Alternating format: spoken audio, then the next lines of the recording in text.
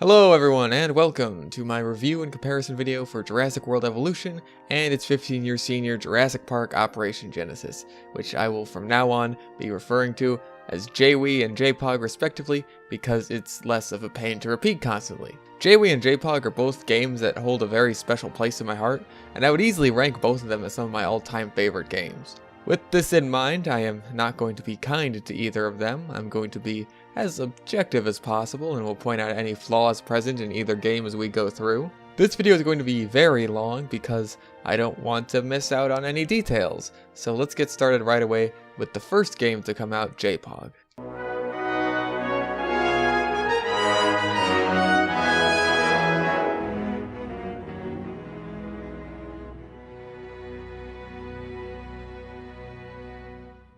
JPOG is a park building management simulator very similar to the Zoo Tycoon games before it, which themselves are very similar to the Roller Coaster Tycoon games. In JPOG, you are tasked with building your very own Jurassic Park, populating the park with dinosaurs and keeping your guests happy and safe. To gain access to different dinosaurs, you need to send teams to dig sites in order to find fossils in amber, which you can extract DNA from.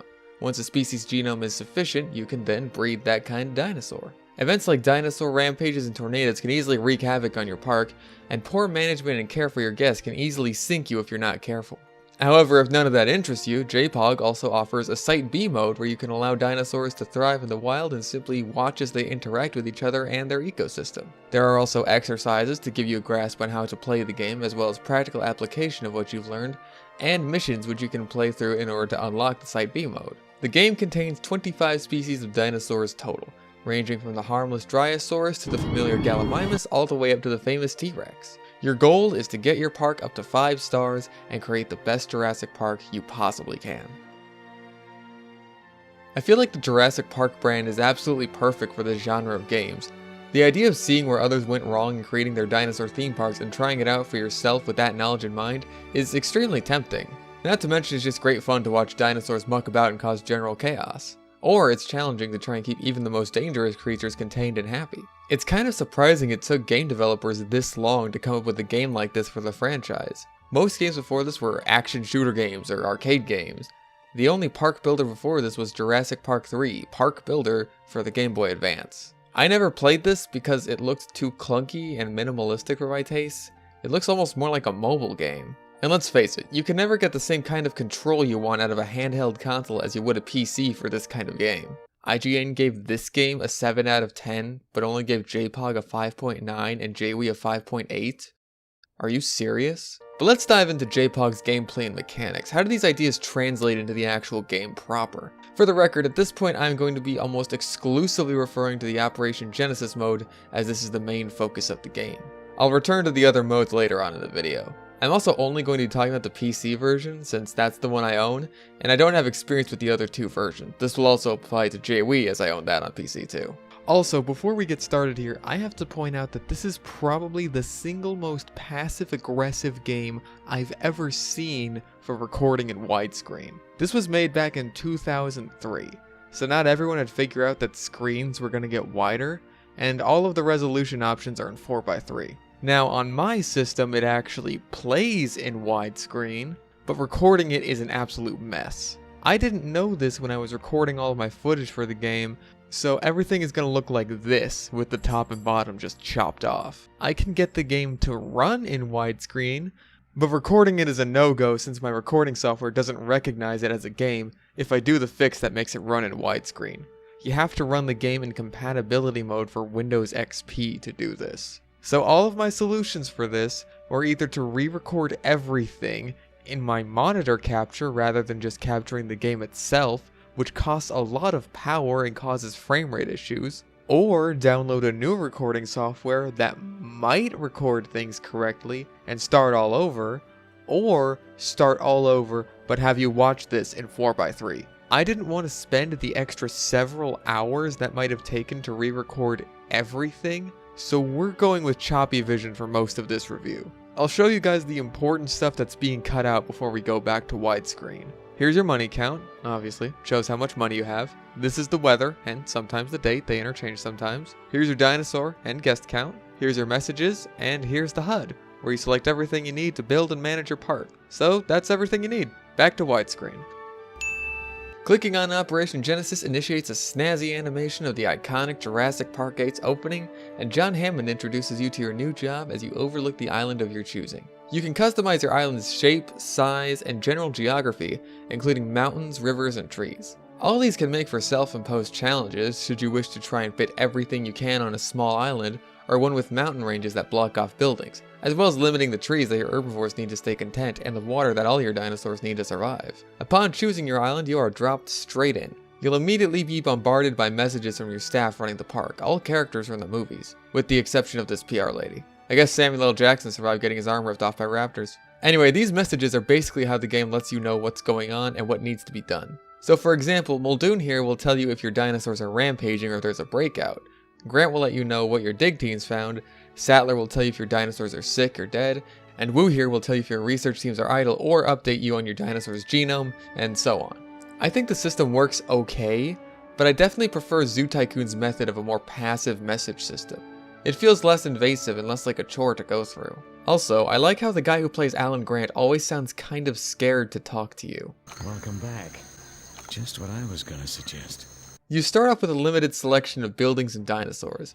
The dinosaurs you were given are randomly chosen from a select few dig sites on the world map. You can gain more buildings through research, where you can also unlock cures for dinosaur diseases, among other things such as the means of a lethal dinosaur takedown option for your ranger helicopter. You can't open your park without first having some dinosaurs in it, so that's first on your list. The dinosaurs you start off with will have incomplete genomes, meaning their lifespans will be very short, never more than a year of in-game time, so they'll have to be replaced frequently if you don't complete the genome and max out their lifespan. Most dinosaurs have a lifespan of a few years of in-game time, which is usually more than enough time to get your island fully situated, but it does still feel short for all the effort it takes to dig up the fossils and get the genome to 100%. On the subject of the fossils, let's talk about the fossil hunt.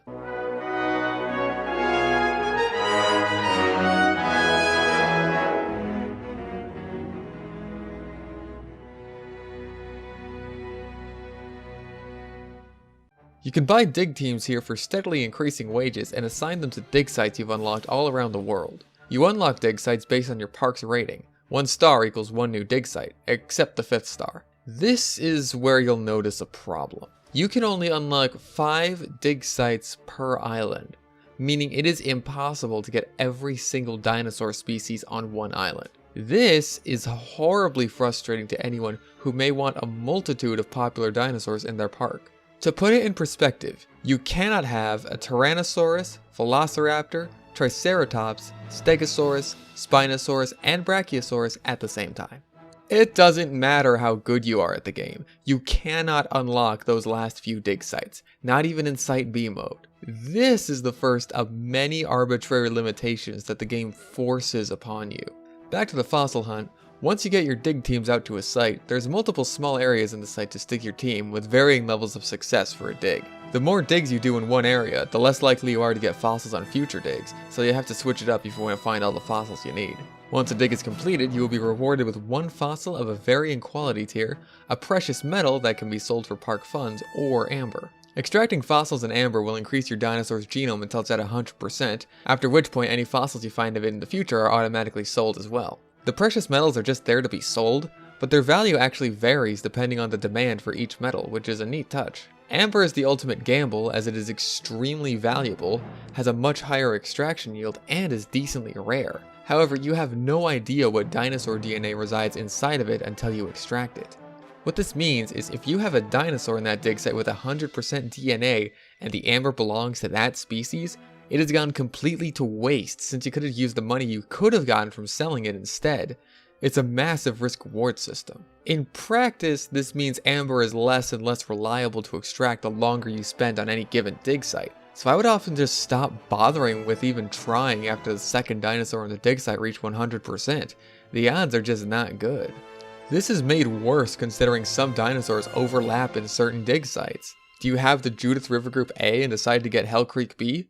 Well, you're starting off with a 33% chance that any amber you get will be worthless because Pachycephalosaurus is in both of them. Got Morrison Formation B and get the Tendaguru beds? Guess what? Brachiosaurus is in both of them. This also means that amber is simply not worth purchasing from the fossil market, where you can buy fossils should you decide that your dig sites are moving along too slowly or not finding the right dinosaurs. but at a decently hefty cost depending on the dinosaur and quality of the fossil. Amber in the fossil market is not only ridiculously expensive, but it's also only listed by time period. So that Cretaceous amber could be from the dig site you unlocked not too long ago, or it could be from 3 dig sites ago. It's impossible to tell. The dig speed feels very slow, and at the beginning of the game, with how limited your dinosaur selection, building selection, and money pool is, there isn't enough to do in order to pad the time, so you end up just waiting around for more fossils to come in. This can get pretty boring, and you're just waiting for your star rating to go up so you can go and get more dinosaurs. Once you get going, it starts to get better, but the beginning of a new game can feel like a slog. I'm gonna put in some cheats in my game to speed things up for both of our sakes, but I'll come back to that in a bit.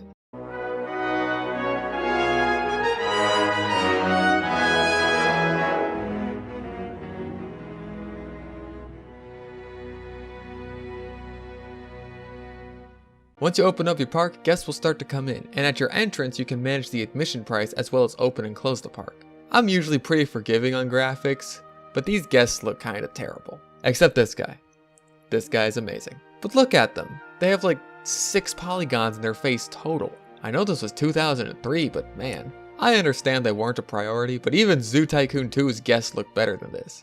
And let's face it, you just can't replace tie-dye shirt afro guy. Though Zoo Tycoon 2 came out a full year later, so I'll cut the game some slack. Your guests come in waves, usually in single-digit numbers depending on your park rating and the price of the park, and as such the bulk of your money also comes in these waves, and these waves come pretty infrequently. Aside from extra fossils, attractions, and concession sales, this is your main source of income. You can click on each of your guests, they each have a name, a set amount of money, and a preference for what they'd like to see in the park. There are mainstream guests who aren't too picky about what they see, thrill seekers who want to see violent carnivores and dinosaur fights, fun lovers who want to see friendly herbivores playing and interacting with each other, and dino nerds who want to see accurate exhibits with dinosaurs from the same area and time period. Catering to the guests and their needs is crucial for your ratings, and thereby how many dinosaurs you can unlock, and they can be very, very picky. I found that one of the more common complaints I've gotten is a lack of bathrooms, despite me putting bathrooms all over the island. They don't care. They'll also complain heavily about not being able to see any dinosaurs, again, despite me putting viewing vents and viewing platforms everywhere. I can't help but wonder if the AI is just poorly designed or outright bugged. I'm usually pretty good at keeping my guests happy in Zoo Tycoon games as well as JWE, but in JPOG I will inevitably get the same messages from the PR lady that people are leaving the park dissatisfied. It's not my fault they aren't even trying to look at our dinosaurs, Jane. You're not even in the movies, get out of here. To get a good grasp on how your guests are feeling, you can check on reports where you can also see which of your buildings are profitable and other useful information such as your park security rating and your quarterly reports. Over the course of the game, you'll get reports from the higher ups telling you how you're doing. This is a good indicator of the direction you should be taking, as they will praise you for adding dinosaur species and chide you for stagnating or allowing guests or dinosaurs to die as a result of your actions or inactions.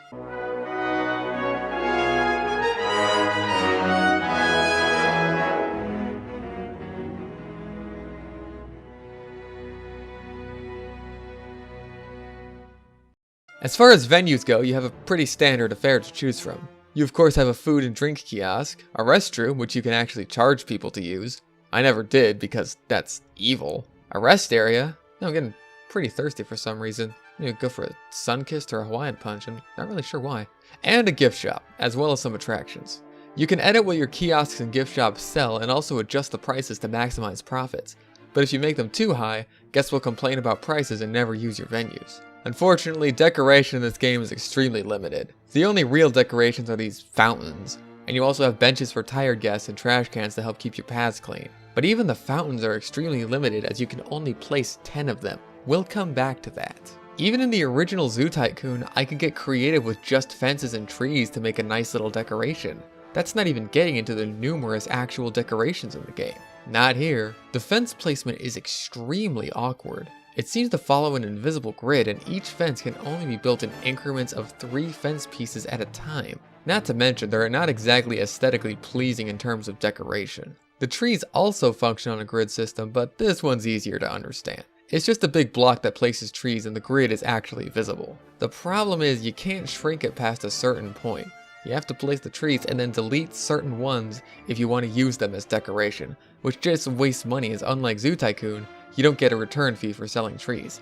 And it's also super wonky to actually delete these things in the first place since you basically have to do it one tree at a time. There's no drag over to delete multiple items. It's totally not worth it to try and decorate your park, which leaves pretty much all parks looking the same. Where the game excels though is in the design of its buildings. They all have the classic Jurassic Park feel to them, with the jungle aesthetic and greens, yellows, and reds. Even though the parks look the same, the buildings look so nice that you don't mind having to put down more than one of them.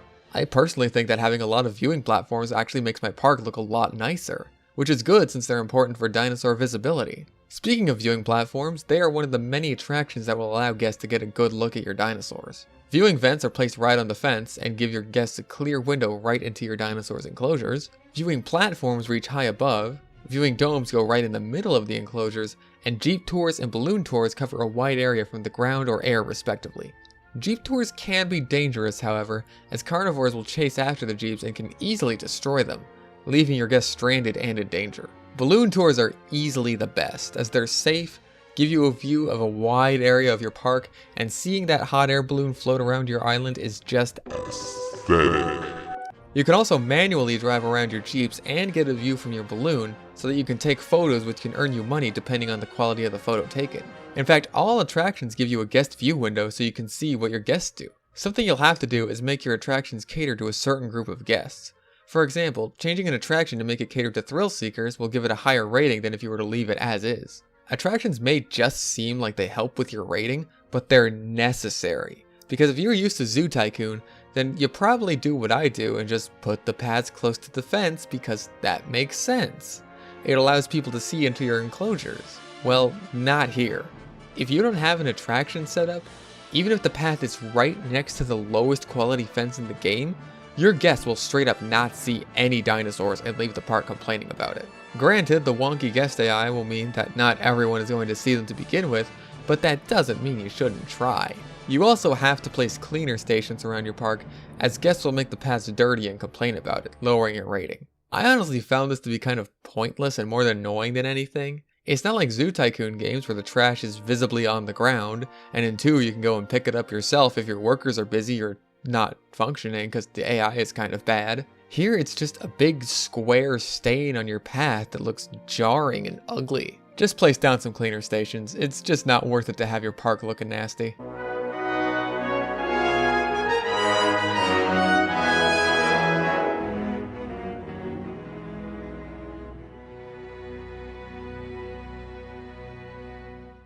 On the subject of not trying, the terrain editor.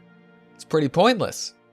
Well, the flatten function is kind of useful for clearing water, and the water option is necessary for dinosaurs to survive, but I'm mostly talking about the mountains. There is no reason to put these man-made mountains in your park. They're not even aesthetically pleasing. A perfectly square mountain, shockingly, looks pretty ugly. The map-generated mountains look much better and provide an actual gameplay function of limiting your building space. If you want to flatten the big mountains, you need to make your flatten tool bigger, and flattening it costs a decent chunk of money. The aforementioned water function thankfully does not create water in a perfect square shape, but rather these natural looking lakes. So even if you have to flatten an area for more space right next to the beach, you can use the lake function to make it look more natural. It is however hard to make good looking rivers, but thankfully you can add rivers yourself on the island generator. You're given access to 2 types of trees, modern trees and paleo trees. Modern trees are much cheaper and are what you start off with if you place trees on your island in the generator, but have the drawback of not only leaving your herbivores heavily at risk to gastric poisoning, but also leaving dino nerd guests dissatisfied that your enclosures are not period accurate. Many herbivore dinosaurs need a good amount of foliage in their enclosure, otherwise they'll become stressed out, becoming sick or even comatose. Carnivores, however, have no need for any foliage at all, so you should probably still have some in there because it looks nicer than flat nothingness. The foliage system works as another minor risk-reward system just like Amber, and it serves its purpose decently well. However, it would have been nice to have a little variety in the types of foliage and terrain in general. The sameness of parks can be attributed to all enclosures looking the exact same, since there's no option to add different kinds of trees or terrain such as sand or dirt like there was in Zoo Tycoon. You get green mesh for your entire island and by golly you're gonna like it. Weather is an element in the game that is mostly just cosmetic. However, there are some effects it can have on gameplay. The most notable example of these are twisters, which can ravage your park and decimate it in mere moments should you be unlucky enough to fall on its path. Twisters will not only damage any buildings and fences that lie in their way, they'll also kill guests and dinosaurs that become entrapped within the cyclone. Guests dying will have a negative impact on your performance and security, and if you don't declare a park emergency, you'll be fined $5,000 for each death. A twister early on in the game can easily spell certain doom for your park, though this is thankfully a very rare occurrence, as twisters are pretty uncommon in the first place. I actually had to place in a cheat just to get some for this example footage. I never got one legitimately the entire time I was playing this map.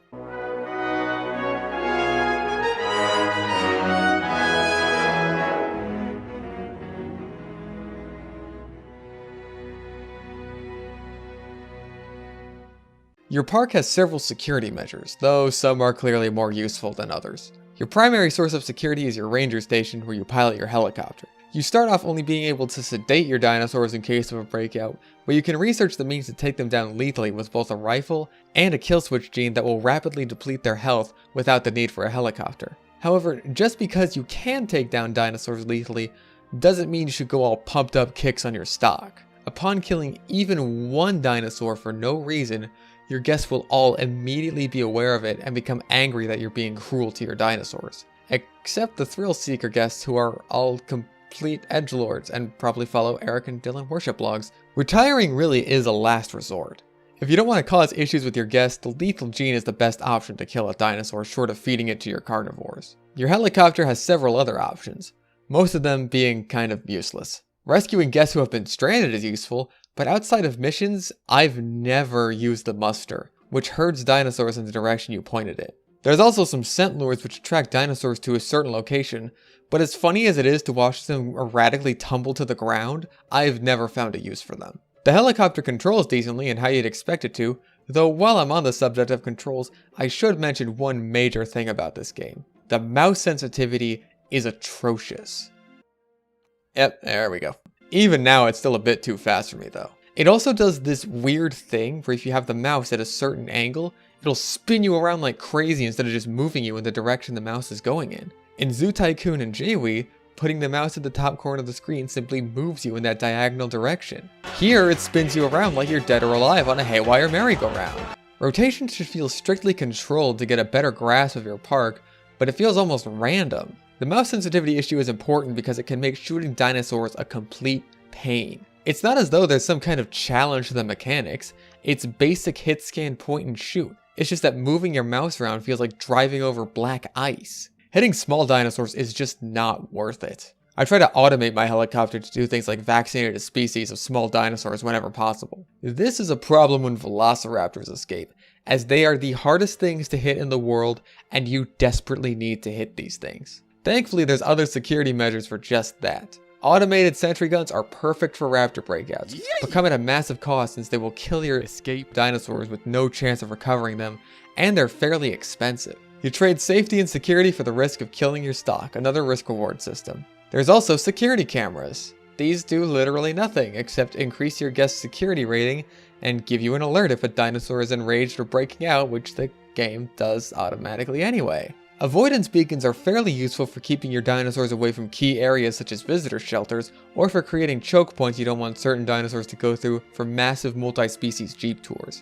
However, they don't advertise how much they broadcast their signal. The visual aid is really selling itself short. Look here, dinosaurs halfway across the enclosure are being repelled by it. You really need to plan out for multi-species jeep tour enclosures. Don't be dumb like I was. Speaking of visitor shelters, you're going to want these in case of a dinosaur breakout, twister, or both. Guests will immediately flock to the nearest shelter in the event of a park emergency, where they become invulnerable to any danger, so place them in key areas around your park to maximize guest safety.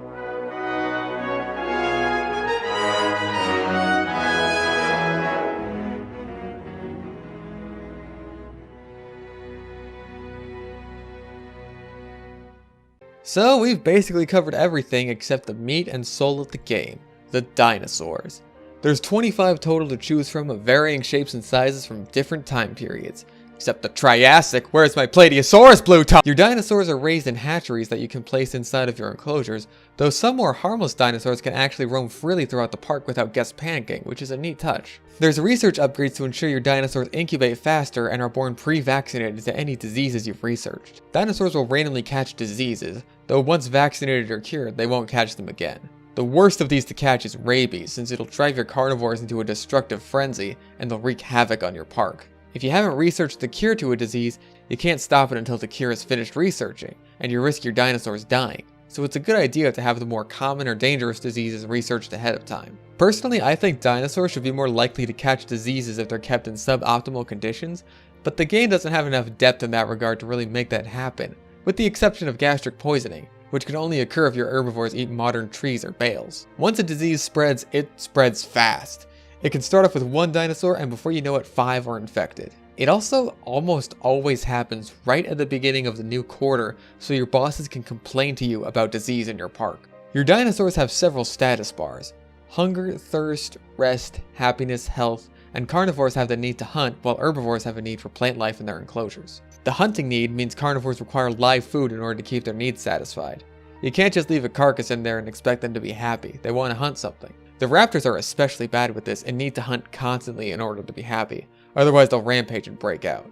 All carnivores will do this if their hunting need isn't satisfied, but in my past experience, the raptors have been the absolute worst with this. They'll also resort to killing each other pretty frequently if this is the case. In this aspect, the large carnivores are actually much easier to keep contained, especially since they're easier targets to hit from your ranger's helicopter. Even headshots, which are instantly fatal to large carnivores, are easier to hit than a center mass shot on a raptor. Many of the other dinosaurs are fairly easy to keep happy. There isn't a real need for space. As long as there's enough room for food and water, your dinosaurs will be satisfied. You can automate your dinosaur feeders to ensure that dinosaurs don't go hungry, but this can potentially be wasteful. You can also modify what to dispense for your dinosaurs: modern or paleo bales of plant matter for herbivores, and live goats or cows for carnivores. You can also choose to feed other dinosaurs to your carnivores, though this is very costly and not really worth it. The thrill seeker guests will respond just fine to any normal carnivore enclosure, so there's no real incentive to create a dinosaur thunderdome except for the notion of how cool it is to have a dinosaur thunderdome. Some dinosaurs are capable of engaging in a specific animation referred to as a death duel, but they're only capable of doing this with T-Rex. These duels can go either way, allowing T-Rex to finally come out on top in the Spinosaurus duel, or letting Triceratops straight up gore T-Rex through the stomach. I should mention at this point that this game really earns its teen rating. The game is not shy about being bloody and violent to dinosaurs and guests alike. Dinosaurs also have no need to socialize, although herds of herbivores and packs of carnivores will still do so. They'll also assign a herd or pack leader, though this seems to be mostly arbitrary and cosmetic, as the leader doesn't tend to act differently from the other members of the herd or affect their behavior in any way. Should the leader die, they'll simply be replaced by another random dinosaur in the herd. This feels like an unfinished mechanic. The leader of the herd should eat first when food is deposited or hunted down. They should be the first in line when a herd is on the move or a pack is on the hunt. Some dinosaurs will actually fight for dominance.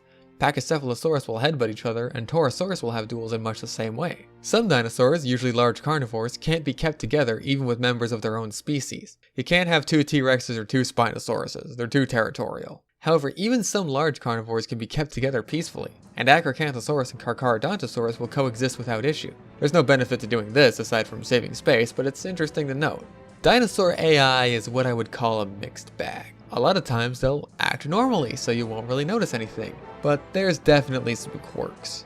As much as I appreciate herding mechanics, I don't like how my dinosaurs all seem to gravitate towards one tiny area in their enclosure. It makes me wonder what the point of building such a big enclosure even is. They're not going to use all this space, and half the guest viewing attractions are now worthless. Oh sure, you can build auto lures or drop lures from your helicopter.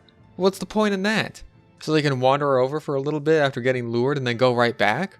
Or so the entire herd can move to some other area? I think they should roam around a lot more while still staying in a herd. As it stands, they feel like a congealed mess. The carnivores don't get by as bad, but I usually don't have too many of them for the sake of balancing things out. Packs of carnivores will actually gang up on the same herbivore, and multiple raptors will jump on a large dinosaur they're chasing down to help the pack whittle its health down. It's a good touch. Raptors will also take some damage if they fall off an herbivore's or cow's back, just like real raptor hunts. A few herbivores aren't cowards either. They'll fight back often and effectively, even though their methods are as simple as running around panicking and pointing the pointy bits at the carnivores, or herbivores, in the case of the worst AI in the game.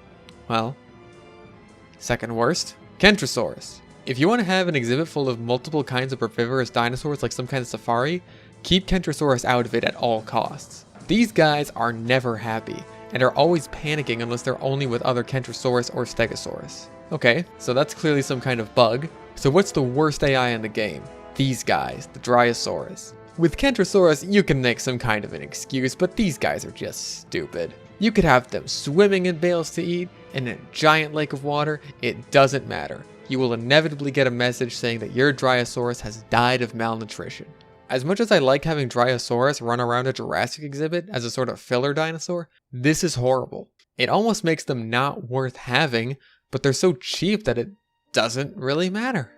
So when the dinosaur AI works, it's fine, but when it's bad, you definitely notice. There's plenty of wacky bugs to be found with dinosaur behavior, like carnivores hunting down prey doesn't always look so slick. Sometimes I found that my raptors would just stand perfectly still, for no reason at all. At one point I even had to pilot my helicopter over there to startle them back into reality. But on the whole, dinosaur AI is pretty functional. So that seems all well and good, but there is a big problem here. Remember how I said that dig sites were limited and this made having a park full of every dinosaur impossible? That was bad enough, but you are hard limited to 60 dinosaurs per island. The end. You're also given terribly constrictive building limitations, like the 10 fountains limit I mentioned earlier. Guess what? You only get 10 bathrooms too. So all those guests complaining about bathrooms only get 10 to choose from total. By complete luck on my island, I managed to get exactly the right number of hatcheries. I wasn't even paying attention to the hard 8 limit. This is horrible. It's a completely arbitrary limit. I want to have massive herds of dinosaurs like in the movies. How many Gallimimus are running around here? That's gotta be like a third of the population you're allowed in the game. It's really hard to use all the massive space on this island when there's only 60 dinosaurs allowed. I only got through like half my island when I hit this limit, and I was being pretty generous with how big my enclosures were. Not to mention, my island isn't even full size. This is the worst part of the game in my opinion. I can't express the disappointment Kid Me had when I first found out about this. Thankfully, I'm older and in the future now, so I could talk about the aspects that make this game shine years later.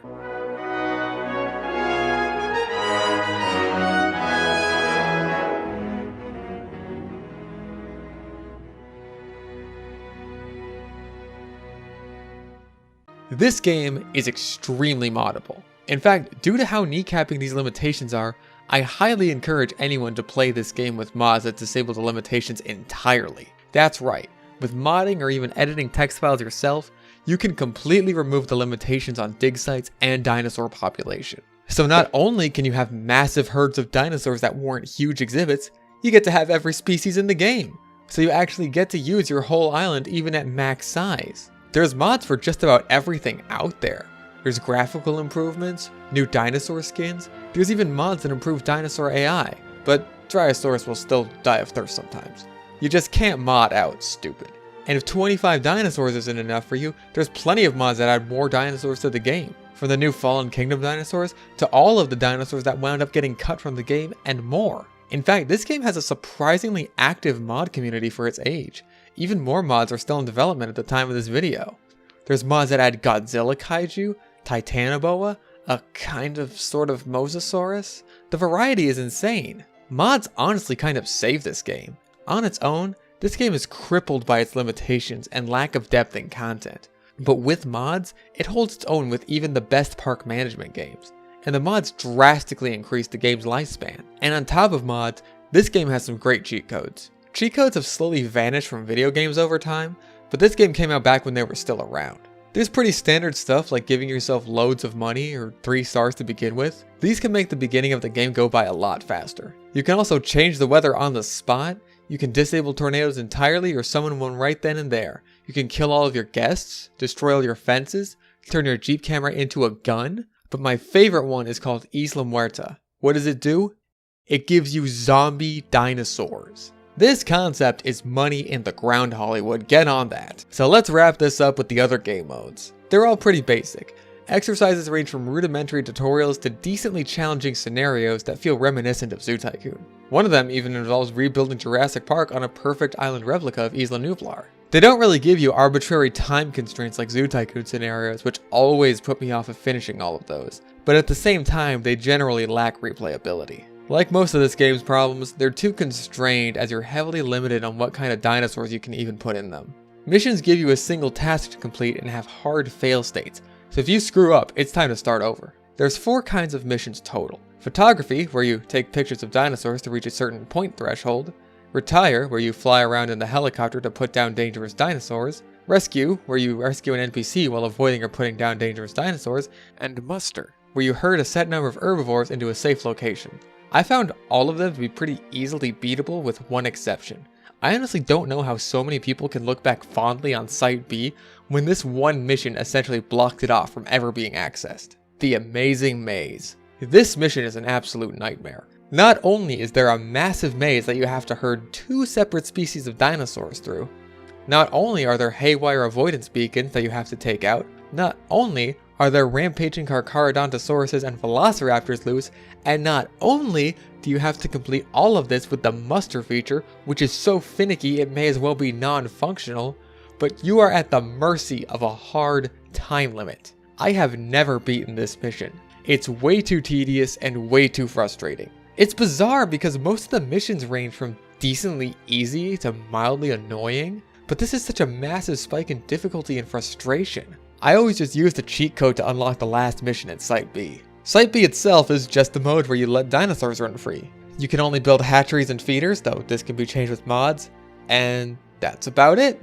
It's just for observing your dinosaurs do their thing. The big disappointment is that there's no breeding mechanic, so your ecosystem can't be self-sustaining, as cool as that would be. So eventually your carnivores will either kill everything or get killed themselves, leaving a bunch of herbivores to die of old age eventually, which leaves the island empty unless you pump in more dinosaurs. So basically, that's JPOG. It's a fairly simple game that lacks depth with crippling flaws, but it has a lot more heart than you'd expect to go into a movie tie-in game. The attention to detail is great all around, and I'd like to see what would have happened if the dev team was given more time to finish things out. I give it a rating of 7 Dryosaurus out of 10. Those are the only ones that survive malnutrition. I'm sorry I can't give more. But over the years, the game gained a cult following and has been widely regarded as an underrated gem in the tycoon genre. So that, along with the rebooting of the series with the Jurassic World games, gave game developers at Frontier the perfect chance to make the long-awaited, modern-day, next-gen sequel we've all been waiting for. So let's take a look at Jurassic World Evolution.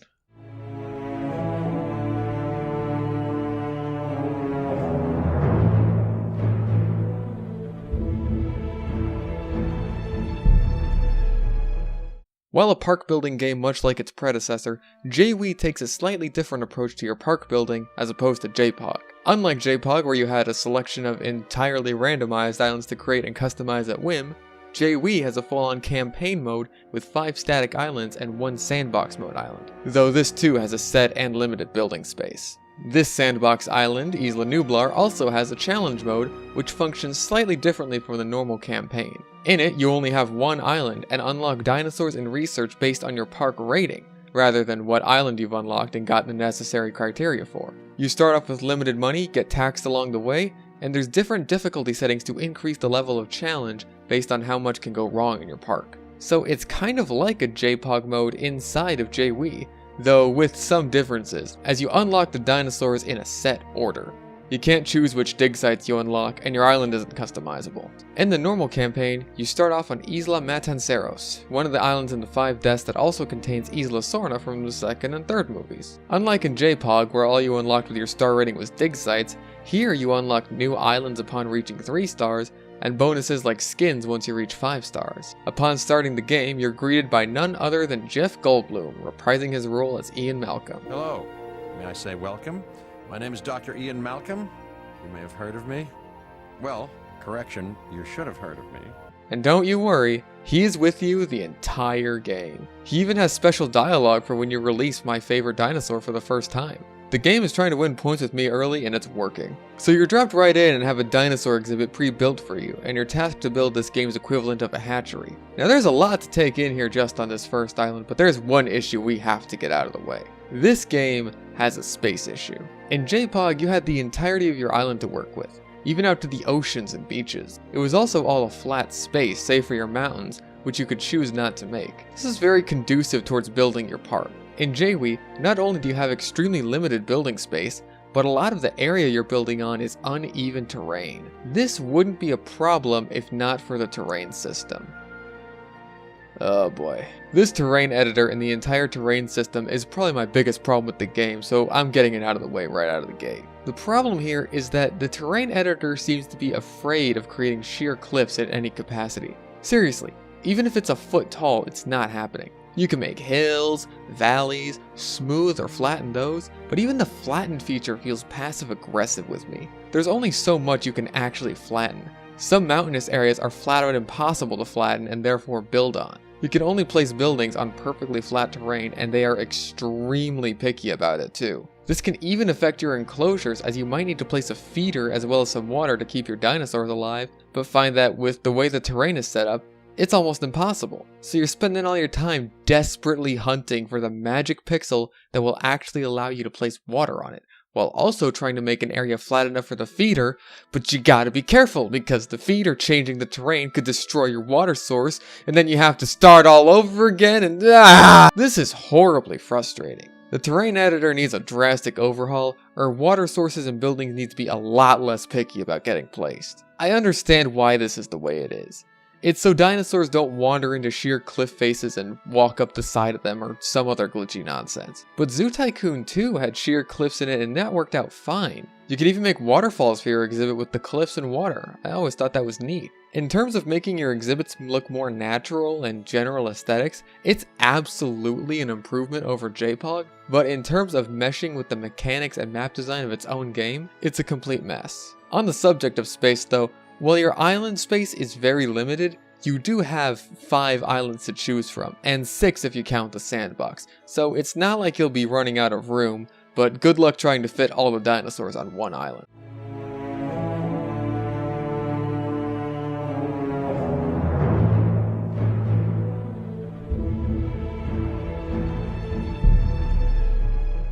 Okay, back to the game. There's a whole slew of characters to interact with from both within the movie's universe and ones unique to the game itself. Bryce Dallas Howard and B.D. Wong reprise their roles as Claire and Dr. Wu from the movies respectively, and Owen is played by some guy just giving it his best.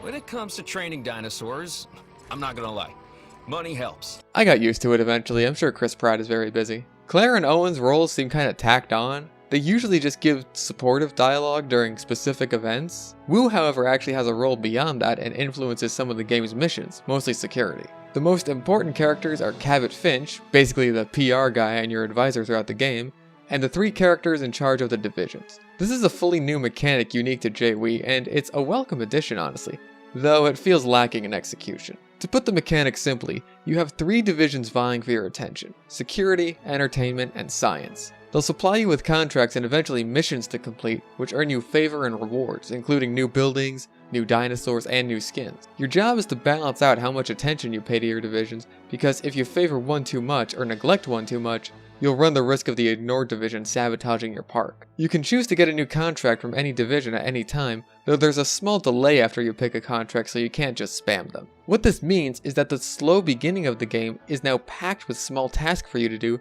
that are ultimately beneficial to the progress of your park. I even found that contracts would help me shape out how I made my parks, since I was taking pretty much all of them on my first playthrough, and the ones that had you make a certain dinosaur influenced me to build my next enclosure with that dinosaur in mind. And they're all random, so you never know what you're gonna get. The contracts will vary in difficulty. Some are as easy as waiting around for 5 minutes and making sure a blackout doesn't occur. Some have you putting a specific building upgrade on one of your buildings, even if you already have it there. Some are as difficult as obtaining a dinosaur you don't have yet, with a genome modification that you won't get for 3 more islands, so there's a decent variety. My problem with contracts is a lot of them don't really seem to be related to the division they're appealing to. For example, if you favored security, you'd think all the contracts you do would in some way be related to security. Well, no, not really. You'll still get what seem to be more like science or entertainment related contracts with security, and vice versa for the others. Sometimes they'll match up with their respective division, but not always. Now let's talk about sabotage. My problem with sabotage comes not from the idea that people who work for you are sabotaging you out of pettiness.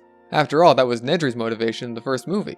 It's the execution. To be frank, it's simply not that big a deal when someone sabotages your park. with one major exception. There's a few things saboteurs can do. They can disable one or more of your power stations, causing a blackout. They can poison some of your dinosaurs, leaving them sick. Or they can open all of the gates in the park at once. Two of these are a minor inconvenience. The latter is a complete disaster. Shutting the power off doesn't really affect anything, aside from lowering your rating temporarily, since the guests in the area no longer have access to the buildings being powered, so their needs go up. Even if you have electrified fences, as long as your dinosaurs are content within them, they don't care if the power goes out.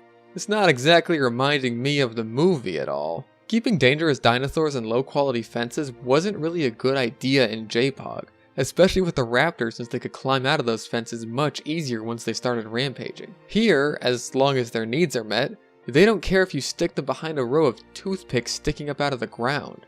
We'll come back to that though. Poisoning your dinosaurs means you just have to hop inside a Jeep and cure them before any outbreak starts. I've even done this automated and stopped any breakout from occurring. It's exactly the same as dealing with a normal disease. Again, this only really temporarily affects your rating since your dinosaur welfare rating goes down. Opening all of the gates is more in line with something I expected from this mechanic. It is an absolute nightmare to clean all of this up if it ever happens. Not only will herbivores and carnivores alike rampage through your park, trampling and eating guests, but they can even kill each other should a carnivore run into an herbivore enclosure. But it feels like the rarest one to occur. I got sabotaged quite a bit because I would often min-max my divisions in order to get something I really wanted. Allosaurus, Allosaurus, Allosaurus. And I think it only happened maybe once or twice my whole playthrough. I think the other one should be balanced to be almost as catastrophic as this one, or more should be added. Make dinosaurs test the fences for weaknesses, which gives more purpose to actually bother electrifying them, and adds more behaviors to the game. And make the poison spread faster, so you may even have to dispatch multiple ranger teams to stop it. Maybe add a sabotage where someone steals your embryos and sells them off to a rival company, dramatically lowering your income per minute as you now have competition. I'm just spitballing here. My point is, there's often not enough consequence for really favoring a specific division in order to get access to a reward you really want as quickly as possible. There needs to be more of a risk-reward system, which is what they tried to do, but the sabotages are infrequent and often not consequential. It's easily correctable save for the gate one. As opposed to contracts, the missions are all completely set and have no variation in between playthroughs or different people's games. You get 3 missions for each island, 1 for each of the divisions. So security here on Matanceros wants you to release your Edmontosaurus into the crowds to test how your park reacts to breakouts. Upon beating these missions, you'll be rewarded with things like new buildings, upgrades, or skins. The problem I have with missions is they can be a little easy to cheese your way through. For example, there's a few missions where you'll have some dinosaurs put into a scripted rampage-like state, so they'll constantly be trying to break out, even if their comfort threshold is in the green. The problem here is that it's too easy to just set aside an area far away from your guests and deal with these kinds of problems without any real incident. What I would usually do is take a bunch of concrete walls, the strongest fence in the game, and put a bunch of layers of them around the rampaging dinosaur. Then I'd just wait for it to headbutt its way through a couple fences, and by then the timer would usually run out. However, this ease is mitigated somewhat should you expand your park too quickly, or on Isla Pena, where the space is extremely limited. Some missions are kind of neat and can affect how you build and plan out your park. Like here on Muerta, there's a mission where you get these sick dinosaurs and have to cure them, but then you just get to keep them afterwards. I think my biggest problem with the missions is really their set nature. How it's just the same dinosaurs and situations every single time, but I'll come back to that in a while.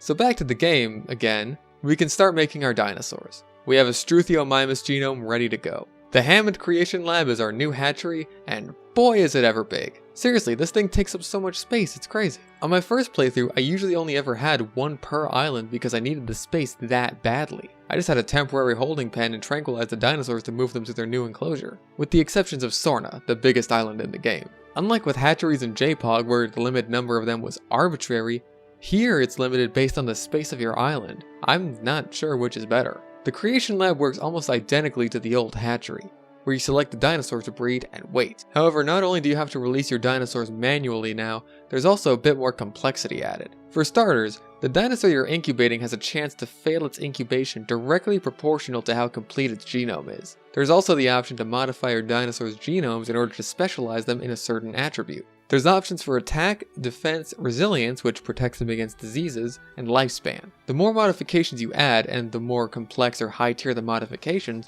the lower the embryo's chances for survival go. These odds can go so low they actually wind up in the negatives on higher tier dinosaurs. So what do? Well, some buildings now have an upgrade system, where you can select from a group of given upgrades that will improve your building at the cost of energy. The Creation Lab allows 3 upgrade slots. One of these upgrades is Incubation Success Rate. This whole system made for great trade-offs, and I often found myself contemplating on which upgrades to choose from for certain situations. Some dinosaurs have social needs, so it's good to have the extra incubation slot upgrade to get as many dinosaurs in there as possible. Because unlike JPOG, the maximum number of dinosaurs you can incubate without upgrades is 2 at a time, but that means their chance of survival won't be as high. So do I risk potentially failing an incubation? Do I take away some genetic modifications? If I do that, my dinosaurs won't live as long. That's no good. This whole system is absolutely perfect for a sim game. I have no complaints except that I never felt incentivized to pick the speed up incubation option. I'd rather wait it out if I get a guaranteed max lifespan in Dominus Rex, and there's no time constraints to even any of the missions, so I can't see why I would pick it. I guess it's good for throwaway dinosaurs that you're doing for one and done contracts or missions, but I only use it to incubate dinosaurs quickly for example footage for this video. One problem I have with genetic modifications is that the amount of mods you can put on a dinosaur is based on how early you get them in the game, or how high tier they are. So Triceratops is one of the first dinosaurs you get, meaning it has one of the lowest amounts of modification slots in the game. What this means gameplay wise is that these dinosaurs are always going to be inferior, and worst of all, always going to have shorter lifespans than their counterparts who have more slots. This would be pretty terrible for someone who has Triceratops as their favorite dinosaur. Taurosaurus is basically a straight upgrade. A solution I have to this problem would be to add more slots that are unlocked with your star ratings on future islands. So let's say you get to 2 stars on Muerta. Now your Triceratops has a new mod slot. One option that's purely cosmetic is to select a skin for your dinosaur. A lot of these skins are based on a pre-existing set of colors, though the vivid skin, one of the last you get, is pretty varied from species to species. All of the Deinonychus skins look awesome. Some skins look fantastic, others are kind of weak.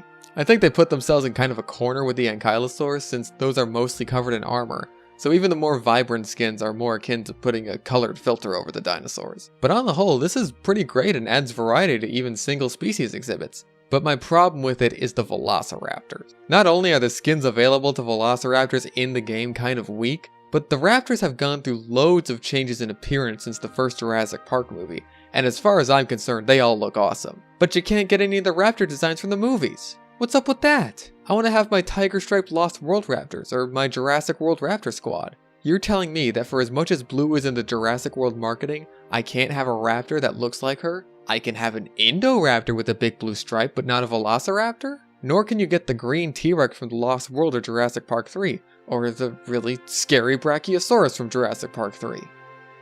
Yeah. This is about as minor as complaints come, but I'm worried about this because this is something that would be absolutely perfect for paid DLC. The movie skin pack, only $5.99 on Steam. I really hate DLC, so I really hope this isn't the direction taken in the future. The Fallen Kingdom dinosaurs were included in a free patch, so that's a good sign for at least dinosaurs, but skins are totally cosmetic, so it's not as bad to cut them off as DLC. Back to genome editing, as far as the specializations go, I always went for maxing out the dinosaur's lifespan, since they can often feel very short. Though not always, some dinosaurs will last well beyond their expected due date. I've had dinosaurs go well over double their expected lifespans. I have no idea how this system works honestly. Some dinosaurs will live much longer than they're supposed to, others will die as soon as they hit their due date. It feels almost random. Some dinosaurs have more lifespan options than others, but as you progress in the game, you unlock new genetic codes that give you multiple specializations. So your dinosaur might have a defense slot, but the sea turtle gene allows you to increase the lifespan on top of defense. Personally, I didn't have that many dinosaur gladiator battles unless I was feeding an old or useless dinosaur to one of my carnivores, or unless I had a contract that I needed to fulfill. So I had no need to boost anything other than lifespan. After all, what's the point of having a dinosaur with maxed out attack that could cost a couple $1,000,000 if it's not gonna last as long? There are incentives to do this, though I never found them to be more worth it than keeping my dinosaurs alive for as long as possible.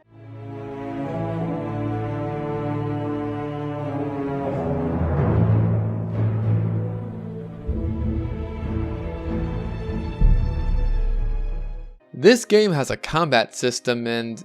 No, before we get to that, let's talk about the incentives I just mentioned. After killing another dinosaur, that dinosaur will gain notoriety points for its participation in combat. This gives the dinosaur a rating boost proportional to the rating of the dinosaur it just killed. It gains half the rating of the losing party. A dinosaur with a higher rating will attract more guests and boost your overall dinosaur rating, which in turn boosts your overall park rating.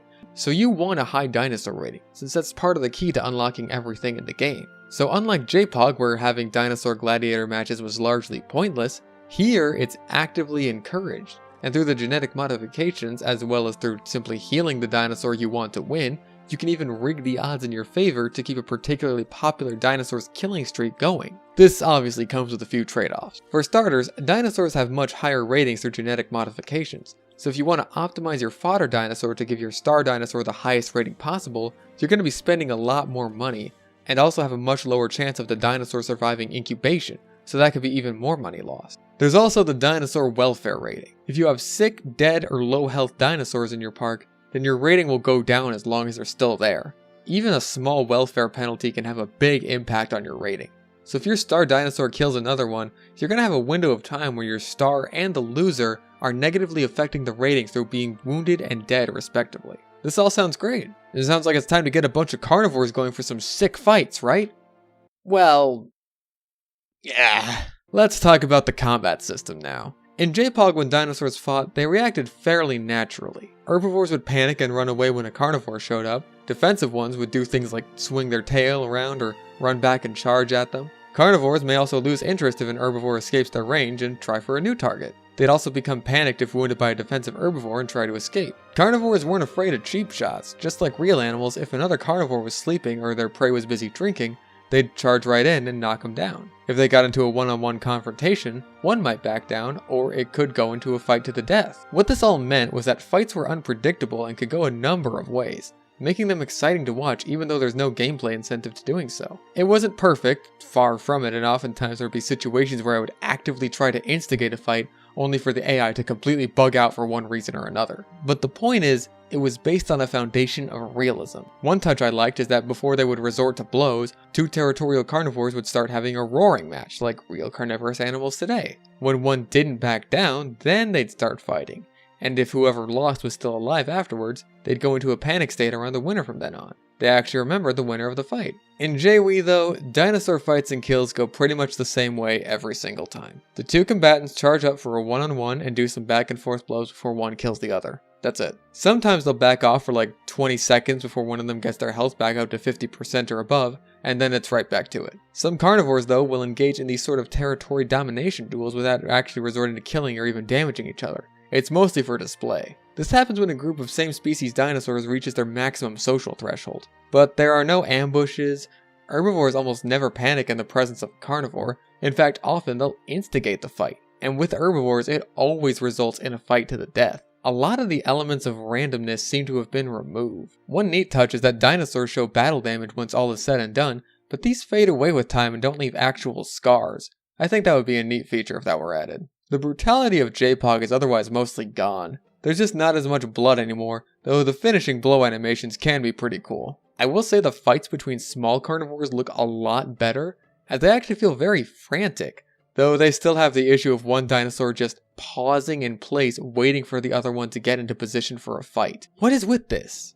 Why can't they both just charge in there and meet in the middle ground instead of one having to walk up to the other? This happens with every single fight. Someone is just going to be standing there waiting for their cue. Yep. Just keep on standing there. Gives you a great opportunity to look at the sheer detail put into these models. Oh, there we go. Even feeding carnivores live goats isn't perfect. For most large carnivores, what they'll do is spot a goat, the goat will stand perfectly still, the carnivore will charge up, and then come to a dead halt about 20 feet away from the goat, so it can slowly saunter over and grab it anyways. What? It's so jarring to see this freight train-sized animal sprinting at max speed come to a dead stop so it can... What is it doing? It's not sneaking up on it. How can the goat possibly not notice? It's not even grazing or anything. It's just standing there having a Vietnam flashback. Now, if this behavior were programmed in such a way that the carnivore paused once it reached a tree line so that it came out of the trees in a surprise attack, that would be one thing, and it would actually be pretty cool. But it's every single time this way. But not for every species. Look, here's the Metriacanthosaurus taking down a goat. See, that looks great and natural. Why can't that be the standard for everyone else? Even though it looks a little better for the small carnivores since I can buy those sneaking up on a goat a lot easier than a T-Rex, the Dilophosaurus is a big disappointment in this area. In JPOG, whenever the Dilo hunted, it would spit venom on its prey, like in the movie. The animal or guest would fall over soon after, and the Dilo would start eating. It was a neat touch, and it made me want to get a Dilo as soon as possible every game because the behavior is just fun to watch. Here, they just kinda tackle the goat. They'll spit on guests though, but even then they just tackle them right afterward, same as the raptors. The Dilo will spit on its opponent when it's fighting in duels, but this doesn't have an actual effect on the fight. Also, when carnivores do attack guests, the guest they target will always fall to the ground. In JPOG, that was just a special animation that only played sometimes. Usually the carnivore would just grab someone while they're running away. I honestly think this, the fight pausing, and the goat problem are a result of the animations needing to sync up with the perfectly still target. Maybe the hitboxes get glitchy if they're moving? Well, no, because look at the large carnivore takedowns on hadrosaurs. The hadrosaur notices and starts running away for a short time before being dinosaur suplexed into the ground. Now that's kind of awesome actually, but why doesn't everything else look this natural? This is the best takedown sequence in the game, but if you never feed hadrosaurs to your carnivores, you're never gonna see it. You'll only be seeing this same set of fight animations. And some contracts require you to give dinosaurs combat victories.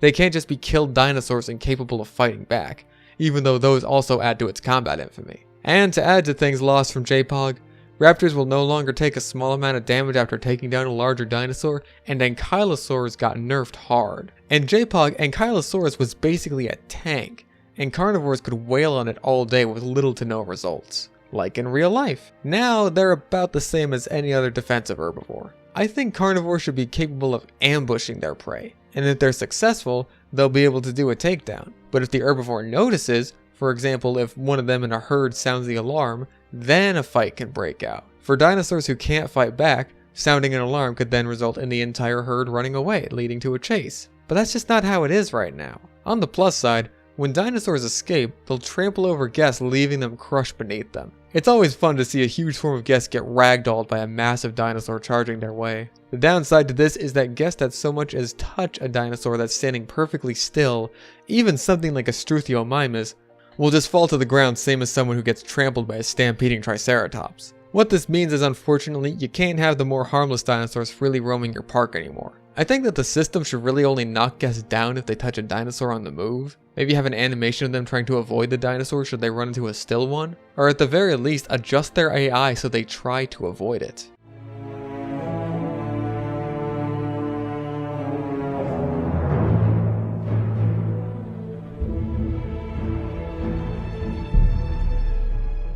On the subject of food, the system is slightly different this time around. In JPOG, everything was automated, and your dinosaur food came from automatic dispensers. Now they're still automated, but they need to be refilled, and there's options for live goats or dead meat for your carnivores, and low and high feeders for herbivores depending on their size. What you have for refilling food is ranger stations. These are jeeps you can drive around in order to do things like heal or cure dinosaurs with your dart rifle, repair buildings and fences damaged by storms, dinosaurs, or sabotage, refill food dispensers, and do 6 stunt jumps, yeah! Unlike in JPOG, your jeeps can't get destroyed by dinosaurs anymore, but they'll still charge at you and knock you around. If you get into a bad enough position, it just kicks you out of the jeep's controls and tries to right the jeep. I think it's extra funny on Isla Muerta and Pena, where you can just drive off a cliff and the jeep vanishes into thin air. Poof. Also, like in JPOG, you can take pictures and get rewarded with money based on how good the picture is and how many dinosaurs are in it. You get rewarded immediately, unlike in JPOG where you had to wait a short time to get compensated for your picture. Your helicopter is back too, this time called the ACU Center. It controls in much the same way, except it's more refined and the shooting is much different this time around. In JPOG, you had a standard first-person view scope with a zoom. Everything you shot was hit scan. It was simple stuff, just hindered by the terrible mouse sensitivity. Here, instead you have an over-the-shoulder third-person view, and your darts have actual travel time and weight to them, meaning there's a fair amount of skill and sometimes luck in actually landing the tranq darts on your dinosaurs, especially for ones that take more than one shot since they'll start to panic and move erratically once they realize they're being shot at. There's also a fair amount of spread, so if you don't focus your shot all the way, there's a good chance you'll miss your target if it's not a Brachiosaurus or something. I don't have a problem with this. It makes dinosaur breakouts especially intense, because you either have to rely on the AI's aim or your own. I don't trust machines. I've seen Terminator, I know how that goes. In your ACU center, there's also the transport mechanic.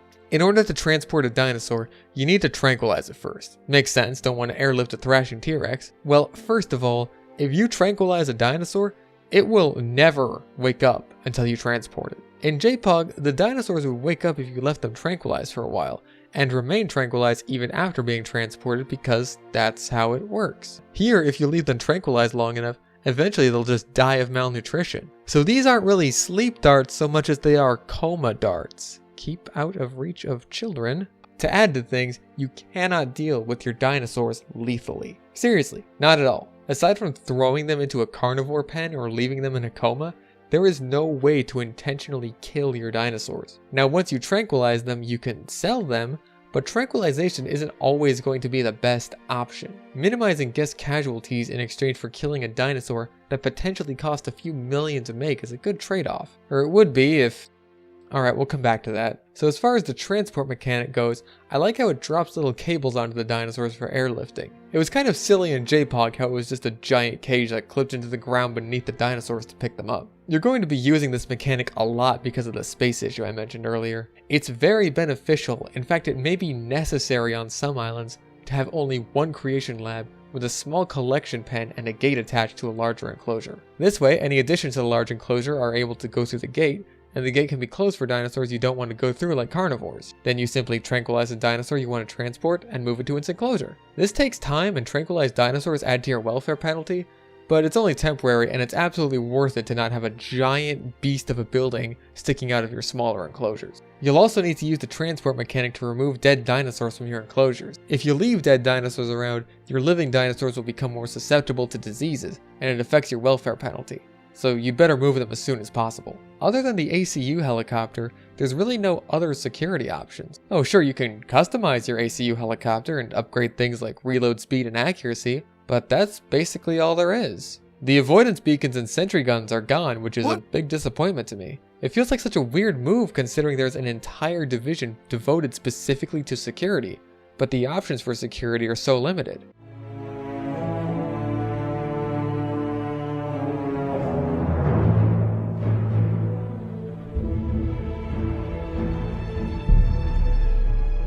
And I suppose now's as good a time as any to talk about the power system. You have access to a few types of power plants that supply energy to your buildings and electric fences. In order to power these buildings, you need to build substations that give off energy in a radius that's dependent on the size of the substation, and pylons connecting the substation to the power plant itself. Your power plants have a limited amount of energy to give out, so you'll often need to build multiple power plants. However, you can curb this slightly with upgrades. One upgrade allows you to use more power per station, though this comes at a cost of a chance of blackouts. The larger your power plant, the more upgrades you can put on it, and the more energy it provides at base level. Now I never experienced the blackout because there's another upgrade that reduces the chance of blackout significantly. So if you stack these two upgrades, you'll cancel out the blackout chance the power upgrade gives you. I can assume a blackout caused by this upgrade is similar to the sabotage event where your power plant is completely disabled, so you have to hop in a ranger jeep to fix it. Energy is a completely new system from the JPOG base. In JPOG, you could just place buildings wherever and whenever and they'd function fine. It certainly creates a bit of challenge in trying to keep as much space in your park as possible, while also trying to keep it looking nice. I mean, an ugly set of pylons isn't going to set your guests off any, but it'll set me off. On top of needing to be connected to power, your buildings also need to be connected to path. But you can't just place 2 feet of pathway, it needs to be connected in some way to the main entrance or a monorail station that is also connected to the path. Neither of these systems really bothered me while I was playing, and I did spend a decent amount of time trying to optimize my energy output while keeping a decent amount of space in my park. The only problems I had were on Isla Nublar, while I was trying to set some things up for example footage, but had to waste time setting up power plants and connecting everything to a path system. But that's not the way the game is supposed to be played, so it's fine. I would suggest that a sandbox option for Nublar would be to remove building time, because these power plants can take forever to build. Though it is nice that you can get infinite energy in this mode, so you only have to build one. The system itself works fine, it all just falls back on the issue of space. These power plants, even the small one, take up a lot of space. And so does the large substation for that matter. And I mentioned a monorail station earlier, right? Well, you have a monorail now. Just like Disneyland. Cool. This is a mechanic that felt like it was designed with the maps in mind, and I cannot complain about it. On some parts of a few islands, you're going to have very thin stretches of land that you can't place buildings or anything besides paths on. We'll stick a monorail track here, and guests can now simply ride it to other parts of the island instead of walking down a barren road. Your guests have several needs that have to be met in order to get the most stars possible for your park, and one of them is transport. Basically, if you want to max out your park rating, put a good monorail track in it. It's only beneficial. It looks slick, it's neat to see the monorail going around, but I have one problem with it. This is Isla Sorna on my first run through. As you can see, I have a monorail track going all across my island. It's beautiful, right by all the hotspots, ready to go. Well, according to my guests, it flat out doesn't exist because my transport rating has never gone above 2% on this island. My game is straight bugged. I've even tried deleting the entire monorail track, leaving the island and then coming back, then rebuilding it again just to see if that would fix it. Nothing worked. The only idea I've had on how to fix this on my end is to restart Isla Sorna entirely, remake my park, and hopefully it'll work this time. I have zero interest in doing that, especially doing all the missions all over again. So basically what this means is the reward for 5-starring this park is locked off for me until this gets fixed. Get on that, Frontier. Please.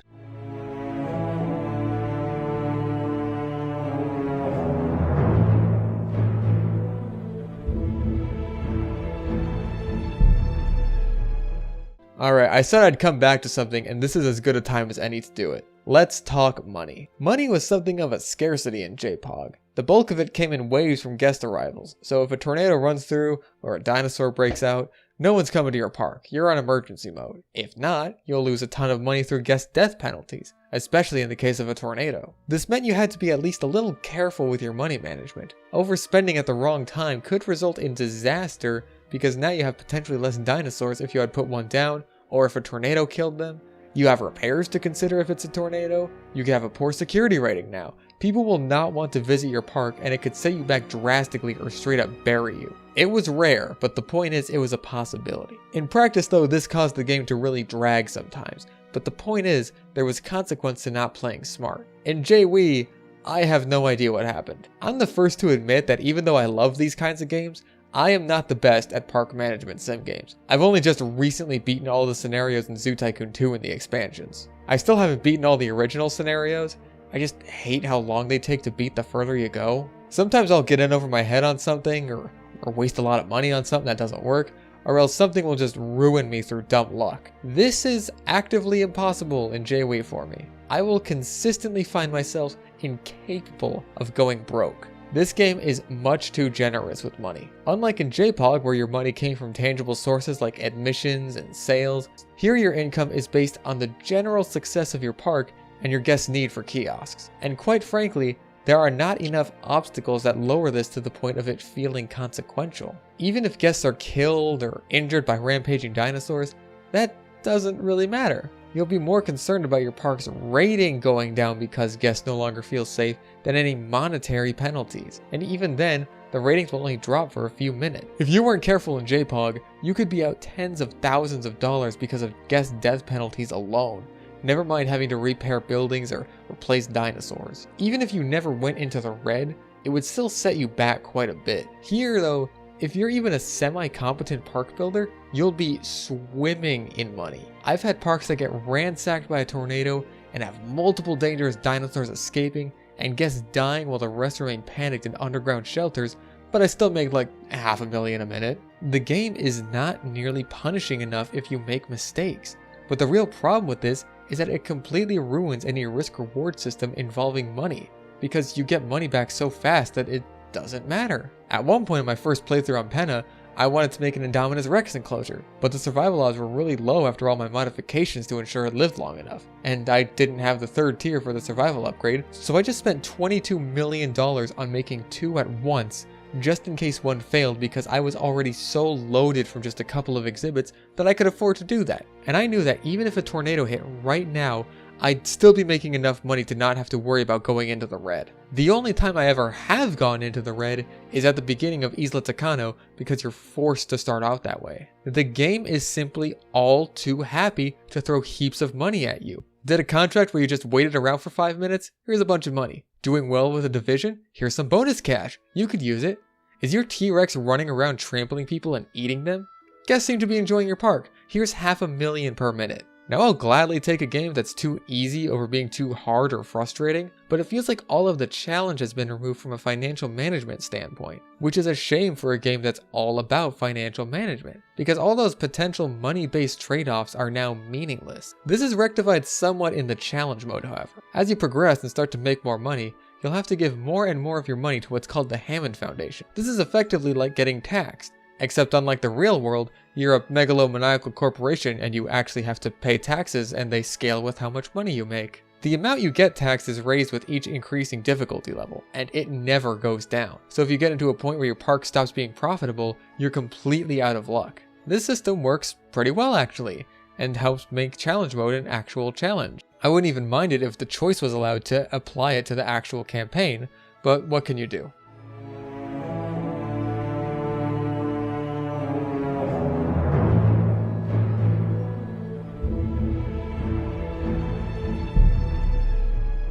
On the subject of tornadoes, I'll talk briefly about weather since that's been changed up somewhat from JPOG. For starters, thunderstorms actually have an effect on gameplay, as they're now capable of doing damage to your buildings, making them less effective or even useless unless you fix them. In fact, the second island, Isla Muerta, begins in the aftermath of a storm that's done some serious damage to the island's facilities. In order to combat this, you can build storm defense stations, which not only provide forewarning before a storm arrives, but also protect your buildings from damage in a small radius. Now these are pretty useless on a couple islands since, as far as I can tell, no storms will ever hit Matanceros or Tacaño, or if they do, they're so rare that I never saw them in my 60 hours of going through my first playthrough. But on the islands that do get hit by storms, they're small enough that I never had a problem with them. In order to fix buildings that have been damaged by storms, unlike JPOG where you just clicked on them and paid a fee to fix them, here your ranger stations need to go out and fix them manually. If the ranger station itself is damaged, you have to fix it yourself. You can't automate it anymore. Heavy storms will also have an effect on dinosaurs,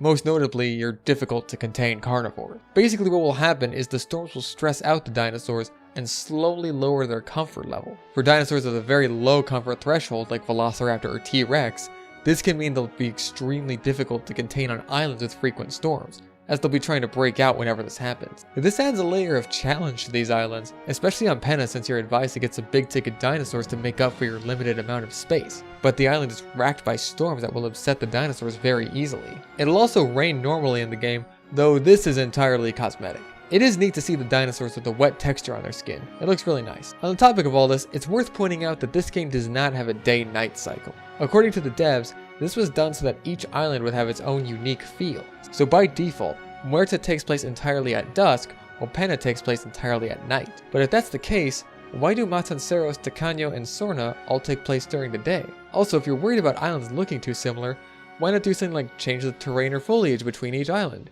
Like instead of taking place at dusk to get this orange hue, Muerta could have orange savanna-like grass. Sorna could have more forest-like terrain with redwoods like in The Lost World. Then you could use all the different kinds of foliage you unlocked in different parks to spice things up. This would also encourage you to move back and forth between your islands. This is a minor point though. The way they make it sound makes it seem like it wasn't an engine limitation, but a deliberate choice. But then why is there no option for it on Nublar when you can set the time of day? Or any of the other islands now that it's completely customizable? The lack of a day-night cycle honestly didn't even bug me that much.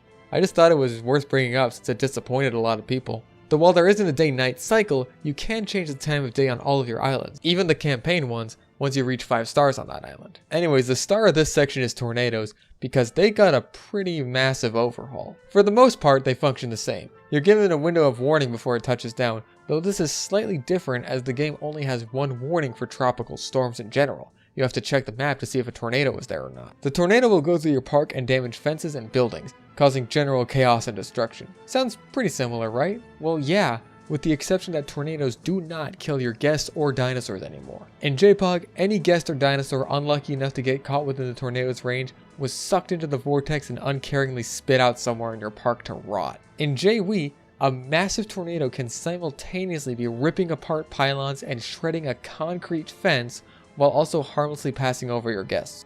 Why? I think the devs were so busy watching the Jurassic Park movies, they forgot another iconic 90s movie which had a slightly more realistic portrayal of what happens when living things get too close to a tornado.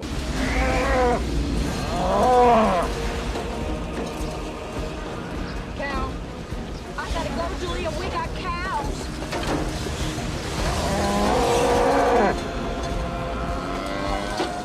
Another cow. Actually, I think that was the same one. Now, for larger dinosaurs, I can understand this. In fact, in JPOG, a tornado couldn't kill your larger dinosaurs unless it passed directly on top of them, in which case they just explode into a cloud of blood. But for small dinosaurs and guests, this is horribly distracting, and it removes a sense of consequence and fear when a tornado strikes. I think they should be made more destructive, but more rare. That way people aren't getting their higher tier dinosaurs killed every 15 minutes, because that would just be frustrating. Larger dinosaurs like sauropods and large carnivores could be safe because that's how it worked in JPOG, and those are more expensive and take longer to make. But smaller dinosaurs and guests should be toast.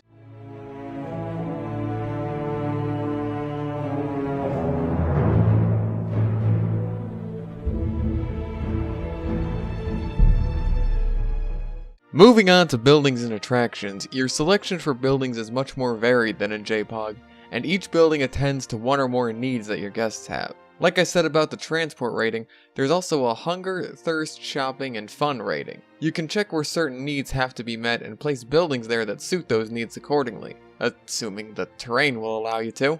So if your guests have a high fun need and a moderate to low food or drink need in one area, a bowling alley might be perfect to place down. Personally, I actually really like this system. It always felt annoying when a guest's AI just didn't allow them to go to any of my amenities or attractions. I only have 40 readily available attractions, Jane. I don't know how they're missing them. But now that doesn't really matter. I think they could stand to be a little more varied or even just customizable. You can customize the prices, number of staff, and what you're selling for each service building, but you can't really change how they look, so they all wind up looking kind of the same. I think this is especially a shame for gift shops. In JPOG, when your guests bought something at a gift shop, they'd actually start carrying it around with them. Balloons, gift bags, and toys.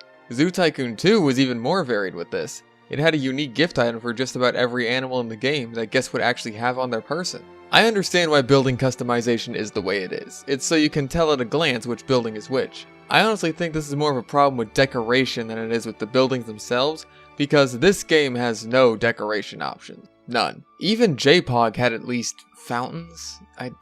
This doesn't have anything. The closest thing it has to decorations are these little flags and trash cans that are automatically placed on the large paths. This is a pretty massive disappointment considering this game came out almost 15 years after Zoo Tycoon 2, which had amazing decoration and customization. Sure, you can get creative with paths and fences and some plants, but there's nothing designated for the purpose of being decorative, which is a real shame. On the subject of paths, they are massively improved over JPOG. Gone are the days of paths locked to an invisible grid system. You can have your paths go at any angle you want, and even give them slick looking curves. There's also multiple path types to choose from, which is nice, but even then they do feel a bit samey except for the color and size. On top of your buildings that provide goods and services, there's also buildings that give you money based on your current reputation with your divisions, in case you somehow needed more money. These include the Innovation Center from the Jurassic World movie, and two other ones that they didn't put as much effort into. I never really bothered with these much, except the Innovation Center because it looked cool. I just never had the need for all that money except for in challenge mode. Your park is also going to require hotels in order to maximize how many guests are able to stay in your park, and boy are these things ever big and necessary. You need hotels, and probably a lot of them on the bigger islands, and they take up a lot of space. But unlike the Creation Lab, you can't just build one and work around that. The more you expand your park, the more guests and space you'll need. I found this to be a little arbitrary. Like, I figure if people are going to be staying in a hotel, it's not going to be right in the middle of the park.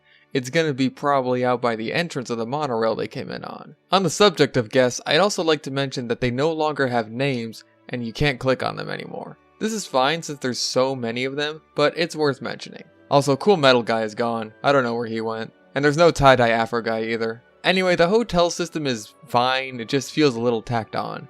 There's already enough buildings that take up our limited space. This is especially bad on Isla Pena. I literally can't get back up to 5 stars now because I ran out of room to place another hotel. I mean, I guess I could just cut my baryonyx enclosure in half, but man. On to attractions, a lot of old favorites make new appearances. Viewing galleries are much cooler looking, much more effective viewing vents. Viewing towers are much less cool looking viewing platforms that provide a very narrow point of view for visibility. I only ever use these things on small exhibits that I had basically no room for anything else in, which I guess is their intended purpose, but I'm so used to viewing platforms covering an area in all directions, so this felt kind of off to me. Gyrosphere tours take the place of Jeep tours. I think this is an area where customization would be a welcome feature, since I know a lot of people would want the classic tour Jeeps going through their enclosures. I get why they did gyrospheres. It's because it's from the movie they're basing the game off, and in the canon they're basically invincible, so you can put them in carnivore enclosures without issue.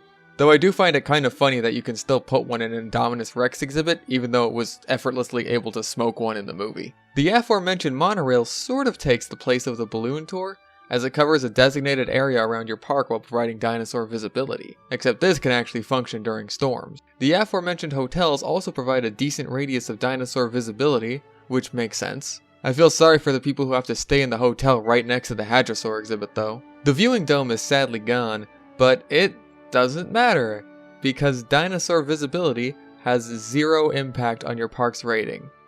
Seriously. Your dinosaur visibility can be at 0% and it won't matter as much as if you don't have a fast food stand next to your hotel. I'm almost certain this is a bug or an oversight because I cannot imagine why this would be a feature in the game, especially when dinosaur visibility is a rating the game gives you. So I'll give the devs the benefit of the doubt and say this wasn't intentional, though I will say that's a pretty big oversight to have considering the game is all about dinosaurs and your guests seeing them. Though I could be wrong about this because there are contracts that require you to have a high dinosaur visibility rating, so I don't know, maybe it's intentional.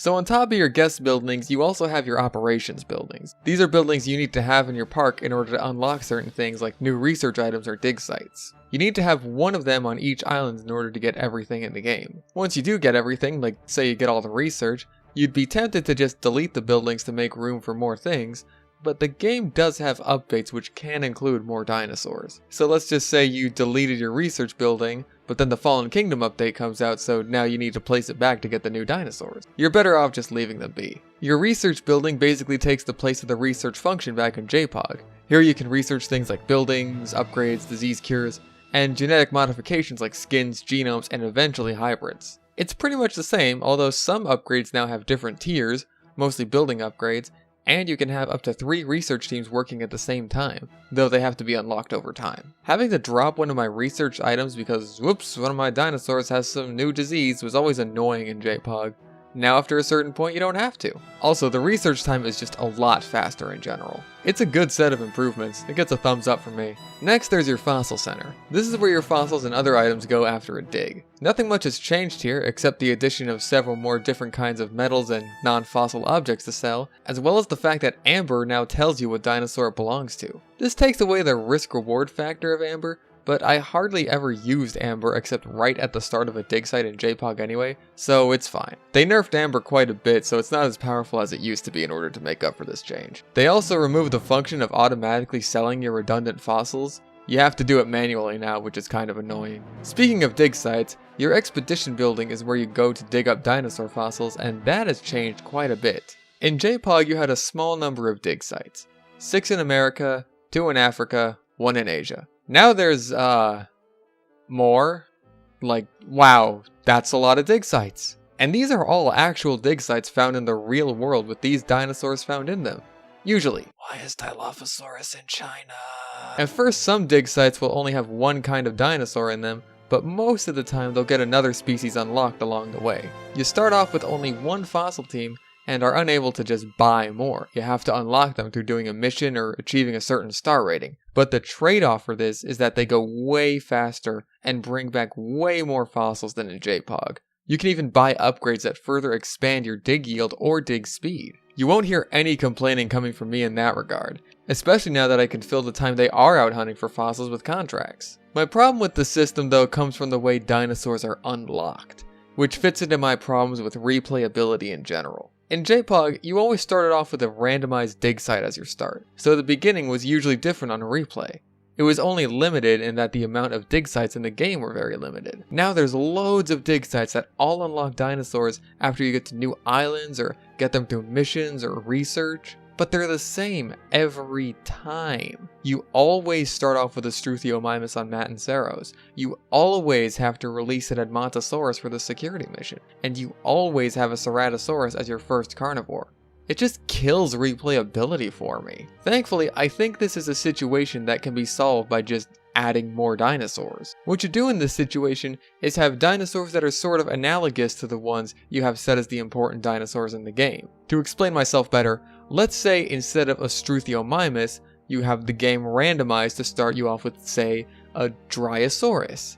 And instead of an Edmontosaurus you release for security, it's a Camptosaurus. And your starting carnivore is something like a Megalosaurus, or even a Cryolophosaurus if you add it in Antarctica. Please do, Cryolophosaurus is so cool. This way, you're starting off with the same sort of dinosaurs, but it's different enough that people don't feel like they're just playing the same game again. And you can unlock the dinosaurs you would originally start with over the course of the game normally. And this would all be randomized too. So yeah, maybe on the Muerta missions you'll get a sick Diplodocus, but maybe you'll also get a sick, let's say, Eustreptospondylus instead of a Metriacanthosaurus. This obviously raises its own issues in that some dinosaurs would end up being extremely similar for this sake, but I think if you design them around the missions or situations they're involved in, you should be fine. Like maybe Camptosaurus has a social minimum of 1 like Edmontosaurus, but maybe it has a higher forestation need or population tolerance, something like that. As long as the dinosaurs are different enough in their design, which some very similar dinosaurs in the game already are,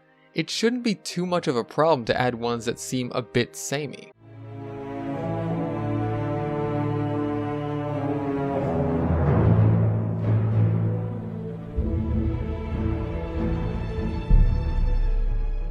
And I suppose it's time to get to the part of the video where I talk about the dinosaurs themselves. JWE has a pretty huge variety of dinosaurs, 48 species total after the Deluxe Edition and Fallen Kingdom update, ranging from every single dinosaur seen in the films, save Compsognathus, to familiar dinosaurs like Diplodocus, Deinonychus, and Styracosaurus, to obscure dinosaurs that even I haven't heard of, like Gigantspinosaurus. Still no Triassic dinosaur! Almost doubling the predecessor is a pretty good start, but this doesn't come without its problems. A lot of dinosaurs have the same basic model skeleton and animations, usually scaled up or down depending on the size of the dinosaur. So stegosaurs like Chungkingosaurus and Gigantspinosaurus will have pretty much the same set of animations as other stegosaurs like Stegosaurus. This carries over to quite a few species, and you'll notice that there's a pretty large number of dinosaurs that look similar enough to share skeletons with. Honestly, this isn't such a huge problem for me since the dinosaurs are generally distinct enough in their design that I don't mind that the skeletons look the same, but it's the recycled animations that kill the illusion for me. There is so little variation in the animations, which is a real shame because the animations that are in the game are all amazing. There's even little attention to detail things that I love, like carnivores roaring at transport helicopters or dinosaurs looking into viewing galleries at your guests. That's great. That's interactive and fun to watch. For the Fallen Kingdom patch, they even gave the Indoraptor its own unique set of animations, and it looks unique and awesome. Bam! That'll teach you to be a goat. This really should be the standard and not the exception, but I understand why things were done the way they were during development.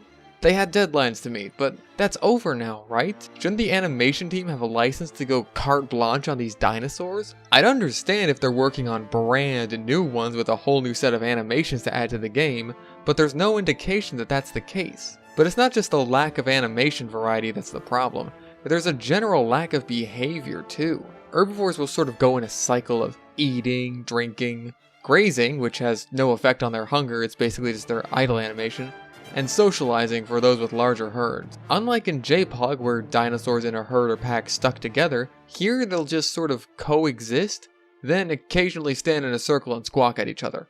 Gah! I mentioned a couple of touches I found neat, but there's been a bit of content cut as well. For example, even though these were shown in gameplay trailers, raptors will not hunt in pack. Pachycephalosaurs will not spar with each other, nor will any dinosaur ever sleep unless they're heavily wounded. According to the devs, sleeping was removed as they were worried players wouldn't be able to tell if the dinosaur was sick, sleeping, tranquilized, or dead. I think this shows a lack of faith in your player base, as all of those previously mentioned have a map icon and or in-game alert devoted to them. You will know if your dinosaur is dead, at low health, or sick, and definitely if it's tranquilized. This seems like a minor thing, but with so many dinosaurs they just don't do all that much, so every little behavior counts to making them feel more real. I haven't seen any word at all on dueling pachycephalosaurs or pack hunting as far as I can tell. They just seem to have vanished into thin air. It's a pretty big disappointment since that's a big draw for people to put those kinds of dinosaurs into their parks. I want to have a dome-head Thunderdome. I can't do that if they don't headbutt each other. What's the point? So dinosaurs are all around good, as in what's in the game right now is good, but it's limited. You know what's not limited? How many dinosaurs you can have in your park. Okay, now we're talking. Frontier have looked into the future, and they know that even though my computer can't really handle recording the game at ultra settings without chugging, computers are gonna get faster in the future. There's no need for arbitrary limits on how many dinosaurs you can have. I saw a video where someone tried to put as many dinosaurs in his park as possible. He got to around 600 before his computer started to chug. I'd like to see how high that can get in 10 years' time. In fact, I'd like to see this game as a whole in 10 years' time. If there's one thing to take away from this video, it's that this game is in need of some fixing. Thankfully, we're in the age of free updates, so this game isn't going to be left at launch state like JPOG was, but it leaves the game at launch and even a few months later feeling wanting. Back to the dinosaurs. Your dinosaurs have a set of needs, much like your guests, and each one is unique to the species. While you have your basic needs like health, food, and thirst, you also have things like forestation, grassland, population, and social. Forestation and grassland sound as they are. It's how much forest or grass each dinosaur wants in its enclosure. Population refers to how many dinosaurs total are in the enclosure. This is for enclosures with mixed species. Social refers to how many dinosaurs of its own species are in the enclosure. Some dinosaurs have high social needs and won't tolerate being alone. Some dinosaurs have a decently high social need, but also won't tolerate too many of their own species or other species. These are my least favorite and I hate them. If any of their needs go into the red, their comfort will start to go down until it reaches the comfort threshold, unique to each species of dinosaur. Harder to contain dinosaurs will have much lower thresholds. Once that happens, the dinosaur will try to break out of its enclosure and go on a rampage in your park. The comfort system gets irritating for social dinosaurs. You're basically required to have 1 or 2 more dinosaurs than the social minimum in the event that one of the dinosaurs in the herd dies. That way you have a window of time to make a new one in the herd before everyone starts rampaging. The worst offender for this is easily Muttaburrasaurus, whose social minimum is 1 more than the creation lab will let you make, a social minimum of 6. Also, coming back on something I mentioned earlier, as long as a dinosaur is in an enclosure that satisfies its needs, it does not matter what fence you put it in. You could put an Indominus Rex in the weakest, smallest fence in the game, and as long as it has enough grassland and trees, it doesn't care. Certainly doesn't remind me of the movie's Indominus at all. On the subject of social behaviors in the Indominus, I find it interesting that large or medium-sized carnivores can easily coexist with small carnivores like raptors or Dilophosaurus. This makes sense for the Indominus and the Velociraptors, since it basically commands the raptors in the movie, but it's a little strange to have a T-Rex chilling out with a pack of raptors, all things considered. It does make for some cool interspecies exhibits though. Also, if you do have small carnivores in an enclosure with a large carnivore, in any event that you need to tranquilize all of them, like an incoming storm, do the large one first. If not, the large one will attack the small ones while they're unconscious and kill them. Back to comfort, I really don't think that an improper exhibit should always result in the dinosaur trying to escape. Because look at this Struthiomimus managing to headbutt its way through a concrete wall. It looks silly. I think some smaller dinosaurs shouldn't be able to break their way out of the stronger or electrified fences, but if you do mistreat them, not only will your welfare go down, but they also run a much higher chance of getting sick. Also, the raptors don't climb the fences anymore.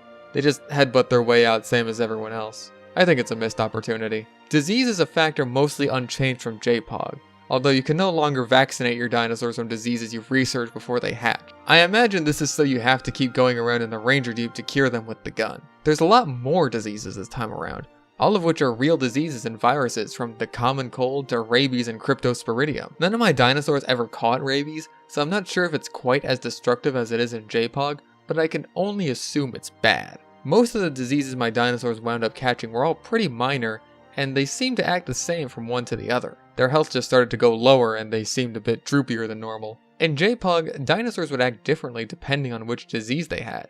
Like dinosaurs with bumblefoot would walk noticeably slower and start limping. Dinosaurs with the flu would start sneezing. In JWE, they were also easily dealt with that disease was never really a big problem in my parks, and I haven't seen other people really have problems with it either, so my knowledge on the mechanic is somewhat limited.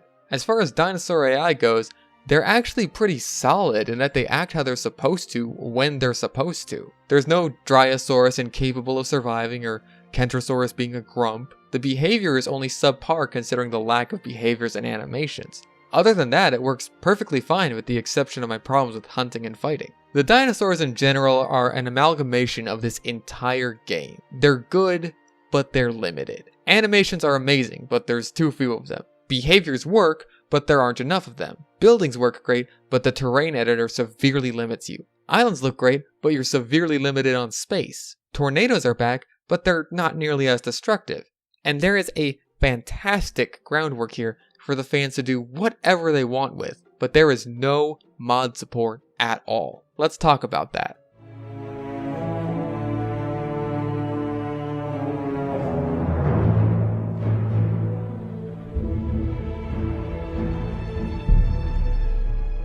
This game has no mod support, and I highly doubt it will ever receive any in the future. That isn't to say it's unmoddable, or that it will never ever receive it, but that's a possibility considering this game is highly protected by Denuvo to the point where it hasn't even been cracked yet. Oh. Never mind. I think this is a real shame because mods can add something to a game years down the line after devs stop supporting it or releasing updates, dramatically increasing a game's normal lifespan. Fallout New Vegas is a game that was given much needed updates and also DLC, but with mods it became something even better, mostly because they were able to stop it from crashing. Team Fortress 2 is my favorite game of all time, is still getting dev support, kind of, and some of the most well-known game modes in the game are modded goofy stuff like Times 10 and Versus Saxton Hale. Frontier has said that giving people access to mod support may ruin the aesthetics of the universe and setting presented. I can kind of see where they're coming from there. I've seen enough horrible looking Zoo Tycoon 2 mods to give credit to the notion that not every mod deserves the same amount of spotlight as the next, but at the same time, I've seen so many amazing Zoo Tycoon 2 mods that have flat out spoiled me. I have such a hard time going back to unmodded Zoo Tycoon, especially the Extinct expansion. So many of the dinosaurs just look downright goofy. And JPOG is the king of all of these examples. JPOG is a game that is cripplingly flawed without mods. With JWE out now, if mods didn't exist, I wouldn't even think about turning back to it. But with mods, it becomes something really close to being as good. When JWE was first announced, I was under the impression that JPOG would be made obsolete, which is something that doesn't happen often in video games. Even if a game is completely remade, or has a reboot, or even a spiritual successor, there's usually going to be something that keeps people going back to the original. Donkey Kong Country Returns doesn't have the original's amazing soundtrack,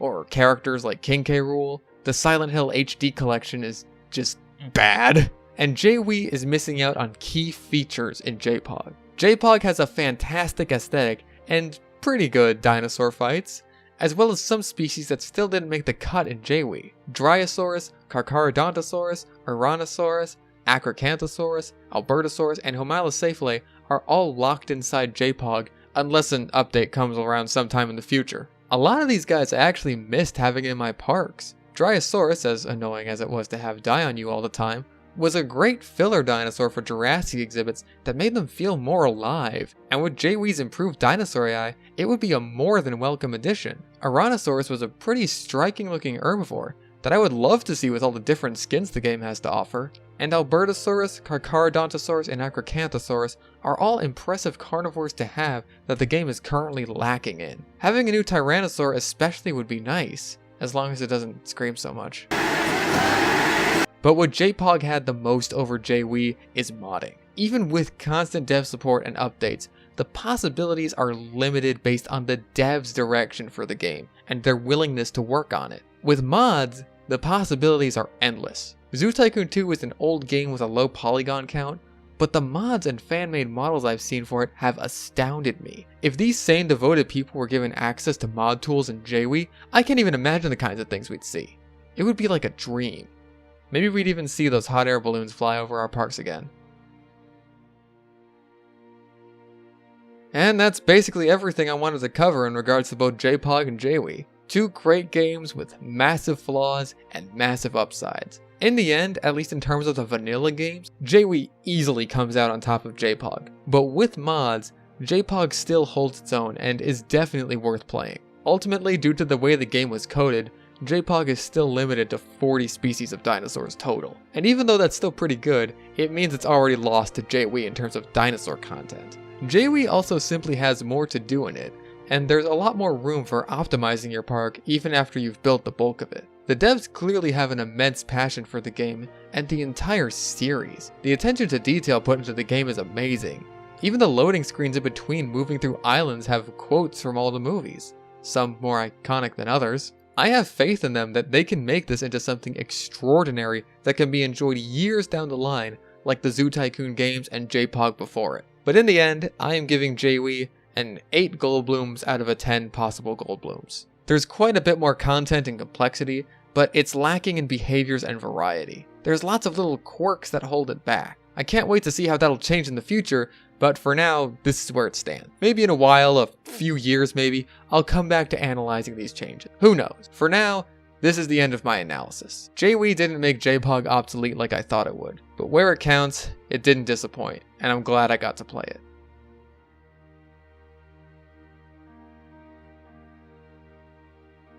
But let's be real, Best Dinosaur Sim Park Game Award goes to Mesozoica! Easy 10 out of 10.